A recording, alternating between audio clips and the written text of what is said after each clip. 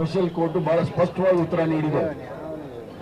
ಭಾರತೀಯ ಜನತಾ ಪಾರ್ಟಿ, ಅದರಲ್ಲೂ ಸುಳ್ಳಿನ ಸರ್ದಾರ ನರೇಂದ್ರ ಮೋದಿ ಮತ್ತು ತಡಿಪಾರ್ ಅಮಿತ್ ಶಾ ಇಬ್ಬರೂ ಸಹ ಸೇರಿ ನಮ್ಮ ಕಾಂಗ್ರೆಸ್ ಪಕ್ಷದ ಉನ್ನತ ನಾಯಕತ್ವದ ಮೇಲೆ ಸುಳ್ಳು ಕೇಸುಗಳನ್ನು ದಾಖಲೆ ಮಾಡಿ 2012ನೇ ಇಸ್ವಿಯಿಂದ ಸುಮಾರು 13 ವರ್ಷಗಳ ಕಾಲ ನಿರಂತರವಾಗಿ ಸೋನಿಯಾ ಗಾಂಧಿ ಅವ್ರನ್ನ, ರಾಹುಲ್ ಗಾಂಧಿ ಅವ್ರನ್ನ ತೀರಾ ಟಾರ್ಚರ್ ಮಾಡ್ತಕ್ಕಂಥದ್ದನ್ನ ನಾವೆಲ್ಲರೂ ಸಹ ನೋಡಿದ್ದೇವೆ.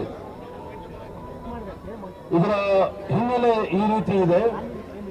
ಭಾರತೀಯ ಜನತಾ ಪಾರ್ಟಿಯವರು ನ್ಯಾಷನಲ್ ಹೆರಾಲ್ಡ್ ಕೇಸಲ್ಲಿ ಏನು ಅವ್ಯವಹಾರ ನಡೆದಿದೆ ಅಂತೇಳಿ ಇಡಿಯ ಮೂಲಕ ನಮ್ಮ ನಾಯಕರಿಗೆ ತೊಂದರೆ ಕೊಡಕ್ಕೆ ಬಂದಿದ್ದಾರೆ. ನ್ಯಾಷನಲ್ ಹೆರಾಲ್ಡ್ ಅನ್ನೋ ಪತ್ರಿಕೆ ಭಾರತೀಯ ಜನತಾ ಪಾರ್ಟಿ ಅಥವಾ ಜನಸಂಘ ಅಥವಾ ಹಿಂದೂ ಮಹಾಸಭಾದ ಪತ್ರಿಕೆಗಳಲ್ಲ. ಇದು ರಾಷ್ಟ್ರದ ಸ್ವತಂತ್ರ ಹೋರಾಟದಲ್ಲಿ ಬ್ರಿಟಿಷರ ವಿರುದ್ಧ ಜನಸಾಮಾನ್ಯರ ಅನಿಸಿಕೆಗಳನ್ನ ಜನಸಾಮಾನ್ಯರಿಗೆ ತಿಳಿಸ್ತಾ ಇದ್ದಂತ ನ್ಯಾಷನಲ್ ಹೆರಾಲ್ಡ್ 1938ನೇ ಇಸ್ವಿನಲ್ಲಿ ಸ್ಥಾಪನೆ ಆಯಿತು.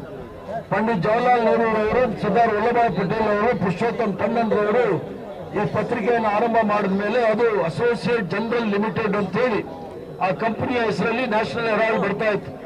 ಅದರಲ್ಲಿ ಹಿಂದಿಯಲ್ಲೂ ಕೂಡ ನವಜೀವನ್ ಅಂತ ಹೇಳಿ ಪತ್ರಿಕೆ ಪ್ರಕಟ ಆಗ್ತಾ ಇತ್ತು. ಉರ್ದುನಲ್ಲಿ ಕೋಮಿ ಅಂತ ಹೇಳಿ ಅದೊಂದು ಪತ್ರಿಕೆ, 3 ಪತ್ರಿಕೆಗಳನ್ನ ಈ ಒಂದು ಅಸೋಸಿಯೇಟ್ ಜನರಲ್ ಲಿಮಿಟೆಡ್ ತರ್ತಾ ಇದ್ರು. ಇತ್ತೀಚೆಗೆ ಸ್ವತಂತ್ರ ಬಂದ ನಂತರ ಆ ಪತ್ರಿಕೆಯ ವಹಿವಾಟು ಸ್ವಲ್ಪ ಕಮ್ಮಿ ಆದಾಗ, ಸಾಲದಲ್ಲಿ ಮುಳುಗಿದಾಗ ಆಲ್ ಇಂಡಿಯಾ ಕಾಂಗ್ರೆಸ್ ಕಮಿಟಿಯವರು 90 ಕೋಟಿ ಸಾಲವನ್ನ ಕೊಟ್ಟು ಯಂಗ್ ಇಂಡಿಯಾ ಲಿಮಿಟೆಡ್ ಅಂತ ಹೇಳಿ ಅದೊಂದು ಕಂಪನಿ ಆಕ್ಟ್ ಅಲ್ಲಿ ರಿಜಿಸ್ಟರ್ ಆಗಿರ್ತಕ್ಕಂಥದ್ದು. ಕಂಪನಿ ಆಕ್ಟ್ ಅಲ್ಲಿ ಸೆಕ್ಷನ್ 25 ಕಂಪನೀಸ್ ಆಕ್ಟ್ ಅಲ್ಲಿ 25ನೇ ಸೆಕ್ಷನ್ ಅಲ್ಲಿ ರಿಜಿಸ್ಟರ್ ಆಗಿರ್ತಕ್ಕಂಥ ಕಂಪನಿ. ಇದು ಲಾಭ ಮಾಡ್ತಕ್ಕಂಥ ಕಂಪನಿ ಅಲ್ಲ. ಕಂಪನಿ ಡೈರೆಕ್ಟರ್ಸ್ಗೆ ಡಿವಿಡೆಂಡ್ ಕೊಡ್ತಕ್ಕಂಥ ಕಂಪನಿ ಅಲ್ಲ. ಕಂಪನಿ ಡೈರೆಕ್ಟರ್ಗೆ ಸಂಬಳ ಕೊಡ್ತಕ್ಕಂಥದ್ದಲ್ಲ. ಯಾರು ಸಹ ಕಂಪನಿಯ ಶೇರ್ಗಳನ್ನ ಲಾಭಕ್ಕೆ ಮಾಡ್ಲಿಕ್ಕೆ ಆಗೋದಿಲ್ಲ.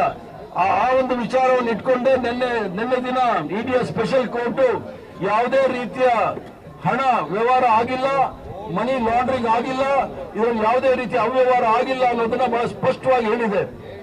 ಭಾರತೀಯ ಜನತಾ ಪಾರ್ಟಿಯ ಏಕೈಕ ಉದ್ದೇಶ ನಿರಂತರವಾಗಿ ಮಾಡ್ಕೊಂಡು ಬರ್ತಾ ಇದ್ದಾರೆ. ಮೊದಲು 2G 3G 4G ಅನ್ಕೊಂಡು ಯಾವುದೇ ಕೇಸ್ ಸಾಬೀತಾಗಲಿಲ್ಲ. ಎಲ್ಲ ಸಂವಿಧಾನಿಕ ಸಂಘ ಸಂಸ್ಥೆಗಳನ್ನ ಕಾಂಗ್ರೆಸ್ ಪಕ್ಷದ ವಿರುದ್ಧ, ಕಾಂಗ್ರೆಸ್ ಪಕ್ಷದ ನಾಯಕರ ವಿರುದ್ಧ ಉಪಯೋಗ ಪಡಿಸಿಕೊಂಡು ನಿರಂತರವಾಗಿ ಕಾಂಗ್ರೆಸ್ ಪಕ್ಷಕ್ಕೆ ಮಸಿ ಬಳಿತಕ್ಕಂಥ ಕೆಲಸ ಮಾಡ್ತಾ ಇದ್ದಾರೆ. ನರೇಂದ್ರ ಮೋದಿ ಅವರಾಗ್ಲಿ ಅಥವಾ ಅಮಿತ್ ಶಾ ಅವರಾಗ್ಲಿ ಯಾವುದೇ ಒಂದು ಸಂದರ್ಭದಲ್ಲೂ ಸಹ ಕಾಂಗ್ರೆಸ್ ಪಕ್ಷದ ನಾಯಕರಿಗೆ ಅವಹೇಳನ ಮಾಡಲಿಕ್ಕೆ ಒಂದು ಸ್ವಲ್ಪ ಸಹ ಕಿಂಚಿತ್ ಯೋಚನೆ ಮಾಡೋದಿಲ್ಲ. ಮಹಾತ್ಮ ಗಾಂಧಿ ಅವರು ಇರ್ಬೋದು, ಪಂಡಿತ್ ಜವಾಹರ್ಲಾಲ್ ನೆಹರು ಇರ್ಬೋದು, ಇಂದಿರಾ ಗಾಂಧಿ ಅವರು ಇರ್ಬೋದು, ರಾಜೀವ್ ಗಾಂಧಿ ಅವರು ಇರ್ಬೋದು, ಸೋನಿಯಾ ಗಾಂಧಿ ಅವರು ಇರ್ಬೋದು, ಈಗ ರಾಹುಲ್ ಗಾಂಧಿ ಅವ್ರನ್ನ ಅವರಿಗೆ ತಪ್ಪಿಸಿ ತರಲಿಕ್ಕೆ ಎಲ್ಲ ಪ್ರಯತ್ನವನ್ನು ಸಹ ಸರ್ಕಾರದ ಸಂಘ ಸಂಸ್ಥೆಗಳಿಂದ ಉಪಯೋಗ ಮಾಡ್ತಾ ಇದ್ದಾರೆ.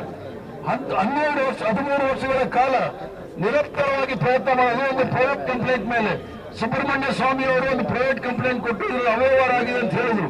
ಯಾವುದೇ ಕೇಸಲ್ಲಿ 13 ವರ್ಷ ಯಾವುದೇ ಕೇಸ್ ನಿಲ್ಲೋದಿಲ್ಲ. ಆದ್ರಿಂದ ಇದು ಪ್ರಾಫಿಟ್ ಮೇಕಿಂಗ್ ಆರ್ಗನೈಸೇಷನ್ ಅಲ್ಲ. ಇದರಲ್ಲಿ ಯಾರು ಸಂಬಳ ತೆಗೆದುಕೊಂಡಿಲ್ಲ, 1 ಪೈಸಾ ಯಾರಿಗೂ ಕೊಟ್ಟಿಲ್ಲ. ಆಲ್ ಇಂಡಿಯಾ ಕಾಂಗ್ರೆಸ್ ಕಮಿಟಿ ಈ ಸ್ವತಂತ್ರ ಹೋರಾಟದ ಒಂದು ಚಿಹ್ನೆ ಇತ್ತು ನಮ್ಮ ನ್ಯಾಷನಲ್ ಹೆರಾಲ್ಡ್. ಅದನ್ನ ಉಳಿಸ್ಕೊಳ್ಬೇಕು ಅಂತ ಹೇಳಿ 90 ಕೋಟಿ ಸಾಲವನ್ನ ಕೊಟ್ಟು ಇದನ್ನು ಉಳಿಸ್ಕೊಂಡಿದ್ದಾರೆ. ಆ 90 ಕೋಟಿ ನಾವೆಲ್ಲರೂ ಸಹ ಕಾಂಗ್ರೆಸ್ ಪಕ್ಷಕ್ಕೆ ದೇಣಿಗೆಯಾಗಿ ಏನ್ ಕೊಟ್ಟಿದೀವಿ ಅದರಿಂದ ಕೊಟ್ಟಿದ್ದಾರೆ ವಿನಃ ಭಾರತೀಯ ಜನತಾ ಪಾರ್ಟಿ ತರ ಎಲೆಕ್ಟ್ರಲ್ ಬಾಂಡ್ಸ್ ಇರ್ಬೋದು ಅಥವಾ PM ಕೇರ್ ಫಂಡ್ ಇರ್ಬೋದು ಅಥವಾ ಕೊರೋನಾದಲ್ಲಿ ಬಂದಿರತಕ್ಕಂಥ ಲೂಟಿನಲ್ಲಿ ನಾವು ನ್ಯಾಷನಲ್ ಹೆರಾಲ್ಡ್ ನಡೆಸಿಲ್ಲ.